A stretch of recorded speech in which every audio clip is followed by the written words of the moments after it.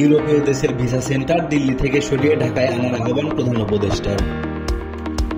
অন্তর্বর্তী সরকারের সঙ্গে ঘনিষ্ঠভাবে কাজ করতে আগ্রহী ভারত, বললেন ভারতের পররাষ্ট্র সচিব। গণতন্ত্র প্রতিষ্ঠার যাত্রায় সবাইকে এগিয়ে আসতে হবে, বললেন তারেক রহমান। জরুরি সংবাদ সম্মেলন ডেকেছে বৈষম্য বিরোধী ছাত্র আন্দোলন। সয়াবিন তেলের দাম বাড়ল লিটার প্রতি ৮ টাকা। শেখ হাসিনাকে দেশে ফিরিয়ে আনার ব্যাপারে আলোচনা হয়েছে, বললেন পররাষ্ট্র সচিব মোহাম্মদ জসিমউদ্দিন। সাদা পোশাকে গিয়ে কোন আসামিকে গ্রেপ্তার নয়, বললেন স্বরাষ্ট্র উপদেষ্টা।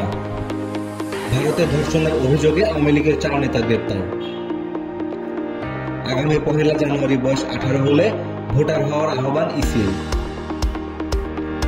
ছাত্র জনতার আন্দোলনে নিহতের ঘটনায় মামলা নিয়ে বাণিজ্য হচ্ছে, বললেন ডিএমপি কমিশনার। শুরুর আগেই স্থগিত 47তম বিসিএস এর আবেদন।